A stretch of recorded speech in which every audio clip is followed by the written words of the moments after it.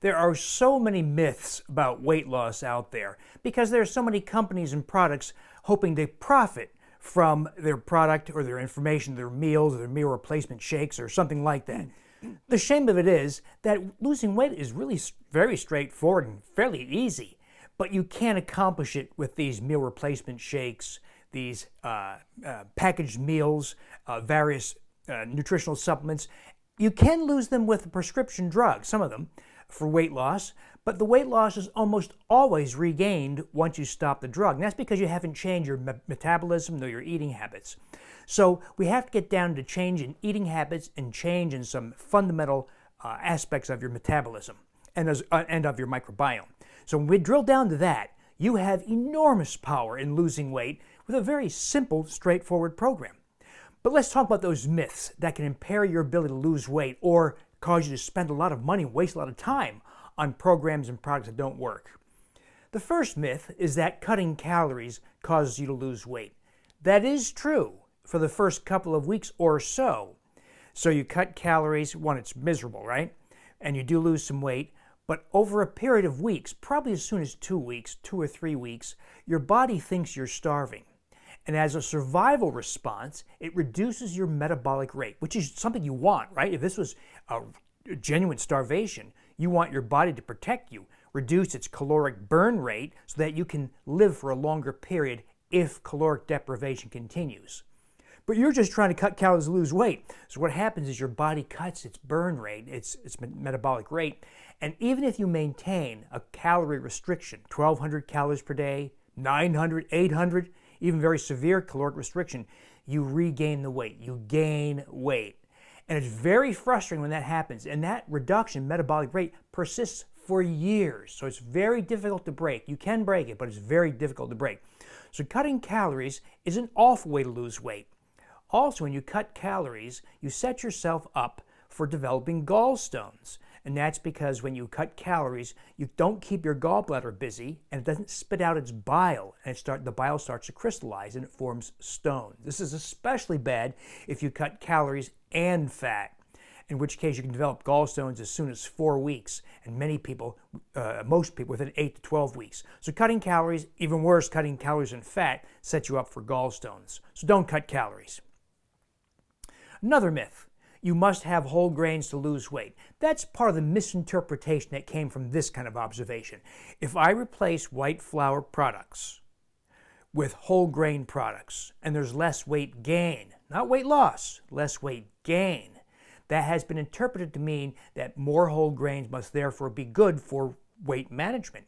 And wait a minute, if we look at some of those studies and people who eat white flour products over, say, several years gain 15 pounds, and the people who eat whole grain products only gain 13 or 14 pounds, that's not weight loss, that's less weight gain. But because of the poor logic used in nutritional advice, that is interpreted as saying whole grains are part of your weight loss management program, which you now know is ridiculous. One of the reasons why this is ridiculous is because wheat and grains have a protein in them called gliadin. And humans are incapable of fully digesting gliadin, and it becomes small peptides, not amino acids like other proteins, but peptides, 4 or 5 amino acid long peptides that are absorbed from the gastrointestinal tract, enter the brain, and stimulate appetite via the opioid receptors of the brain. So people who include wheat and grains in their diet are often hungry all the time. They're often hungry even with a full stomach. They're often hungry and can't stop. They often have addictive relationships with food. So getting rid of that gliadin protein rids you of gliadin-derived opioid peptide appetite stimulants.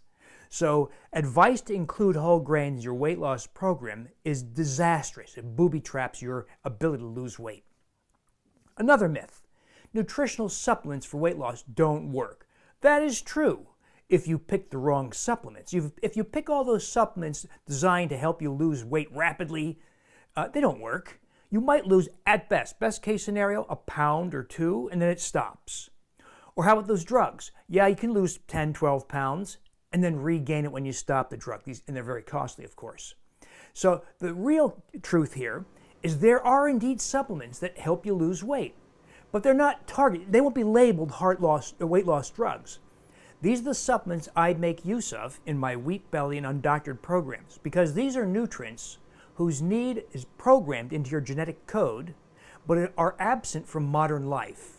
Because vitamin D, for instance, we don't get sufficient vitamin D because we live indoors, we wear clothes, we don't hang around in a tropical sun. We need magnesium because we don't drink water running over rivers and streams, we drink filtered water. We need iodine because we don't eat a lot of shellfish and fish, and we often don't eat the thyroid glands of animals, and we've stopped using iodized salt, or many of us have curtailed our use of iodized salt. We need fish oil for its omega-3 fatty acids because we don't eat enough shellfish and seafood and don't eat the brains of animals anymore. And we need to cultivate a healthy microbiome, healthy bowel flora, because we've massively screwed up our bowel flora composition. So if you address those kinds of supplements to take care of all those, as we do in the Wheat Belly and Undoctored programs, put them all together and you reverse insulin resistance. Recall that people who are insulin resistant and overweight have very high blood levels of insulin. Insulin causes fat deposition, fat growth, and blocks fat mobilization, weight loss. So as you restore insulin sensitivity with these supplements that you need, insulin levels in the blood drop, and it allows rapid mobilization of fat. So nutritional supplements do work, but not the ones that are labeled for weight loss.